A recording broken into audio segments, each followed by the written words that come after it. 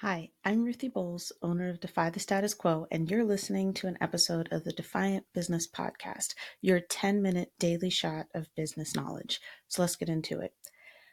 One of the things I see consistently online is whether or not businesses should use free or paid SEO tools, SEO being search engine optimization.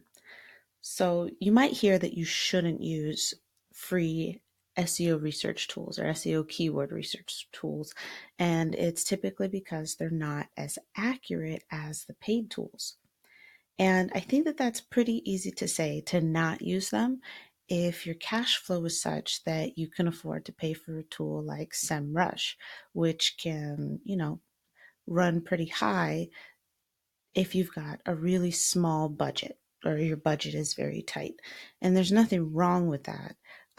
But in that case, though, how do what do you look at for your alternatives? And I think that free tools are a completely legitimate option for businesses with small or tight budgets because they'll at least point you in the right direction. So if your choice is, okay, my budget isn't open enough for a tool like SEMrush or Mangools or something, so do I just not use anything? Right? So if they're saying don't use free tools, only use paid tools, and you can't afford the paid tools, then do you just not use anything? So it could be the difference between, at least the free tools being at least a light in the room, right? Versus you walking around dark, or the paid tools being like, the super bright LED lights that just illuminate everything. Because there are some, differences. And like, so one big one is that most free tools don't offer very comprehensive competitor research, and the paid tools do. And with a new or small blog, you definitely want to take a look at your competitors, but because you're small and maybe you're probably or new and you're not necessarily generating a lot of organic search engine traffic anyway, your primary target should be to create content that your readers, that your audience wants to read. Your audience is the people who already buy from you, the people who already know you, the people who are interested in your product. So that's your audience right now. And so your blog gives you something to say and something to share and something to use to educate them or entertain them. And that's your primary purpose. But you can always do competitor analysis using if you re-listen to the podcast episode about search engine content writing, that gives you some points for evaluation. And you'll be able to take a look at anyone who pops up in the top of Google, on the first page of Google. Those are essentially your competitors for that keyword. And so what you have to be able to do is to evaluate how they've done things. And there are some things that the tools might not catch, like what's their style? What do you think of their style of writing? Do you like it? Do you not like it? Does it inspire you to come up with a style of your own? So you have, because of course you want to have that unique voice, but there may be something about their style that you can adopt for yourself and kind of turn it into something new. And then that's your angle. So there are things even that you would evaluate your competitors on that you wouldn't necessarily get from a tool anyway. And so, what sort of tools are we talking about? I'm not going to get too technical, but I am going to give you some names and a little bit of a description so you can kind of decide which ones you'd like to use. So one of the first ones I suggest now is a tool that Neil Patel created, and it's called Ubersuggest. Ubersuggest, and you'll be able to find that name in the notes of this show. But Ubersuggest is a great free keyword tool, and it even does have some competition analysis. Mostly it gives you the top ranking websites for a particular keyword, and then you can go and click and look at them. But it also tells you like the number of backlinks and such. Backlinks being, I'm site A and I've got a blog, and then your site B, and you link to my blog. That's a backlink. So blog A, that's me, got a backlink from blog B. that's you. Backlinks greatly improve your search engine optimization.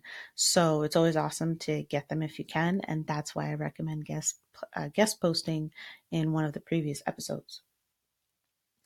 And then Keywords Everywhere is a tool that's awesome. It's a Chrome extension, although it may be on the other browsers. I only have Chrome. So Keywords Everywhere, it's a browser extension that I installed. And when I do searches on Google, it shows me the monthly keyword volume and the cost per click and oh no, and the competition, right? So monthly volume, it could be 100 searches per month. It could be 1,000 searches per month. It could be 2,400 searches per month. You get the idea. Cost per click is what it would be, what you'd have to pay to get like from an ad, a Google ad to click.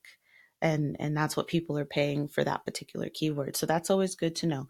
Um, and then the competition is normally from 0 or like point 0 to 1. So like if you see a result with 0.9, that's a really hard keyword to rank for. But if you see 0.1, 0.2, those wouldn't be so bad. So you would ideally you would love to find a keyword that's relevant to your blog, um, but that has low competition and like high search volume. And high is relative. High is relative. So if especially let's say you do something online, let's say you have an online e-commerce store, even if you're a brick and mortar store, you have online e-commerce version, or you do services and you don't need a store and it could be online. If you see that 2,000 people a month are searching for your specific niche service or product, that could be high volume for you. And you're like, oh, okay, how do I get in front of these 2,000? How do I get to the top of this 2,000 searches per month? So I think that that's really awesome that Keywords Everywhere just integrates it into your Google searches. And so it makes it really easy for me to, go through and look for ideas. They'll offer suggested ideas. Speaking of ideas, Answer the Public is another great tool for ideas. Enter in your keyword and they'll give you so many different possibilities with the question words. And there's an old guy at the top and he's always pretty funny to look at. And then do not underestimate the value of Google search itself with its autofill function. That may give you some ideas. And if you scroll to the bottom of a Google search page, then it typically gives you people also searched for. And that could give you some ideas of things to include in your blog posts or ideas for new blog posts. And then continuing to look at Google Keywords Planner, which you can get from Ad Manager, that's another thing to consider. And then looking. Sorry, I'm not sure how to help. So I have a home assistant and she just heard me talk about her and she responded. That's what that noise was. But don't forget that you can also use the Google Analytics and Search Console tools as well. I advise integrating them if you use the analytics platform. That will bring in the Search Console data and then you won't have to go to as many places, but it'll tell you the keywords that you're already ranking for. So even if you're ranking low, at least you're ranking. You can look at those ideas, those keywords or ideas that you can use to boost your ranking. And it'll tell you, okay, so competition is here, this, and this. Okay, so how hard would it be for you to rank for this keyword? Maybe you're, way down on the bottom. Maybe you're, I don't know, maybe you're 60. All right, well, what does it take to get to 10? What does it take to get to 5? So then you'd have to look at your competition and see how you can improve on what it is that they're doing. Okay. So I think you can kind of see how you'll be able to use the free keyword tools, especially in the beginning, especially if your blog is small.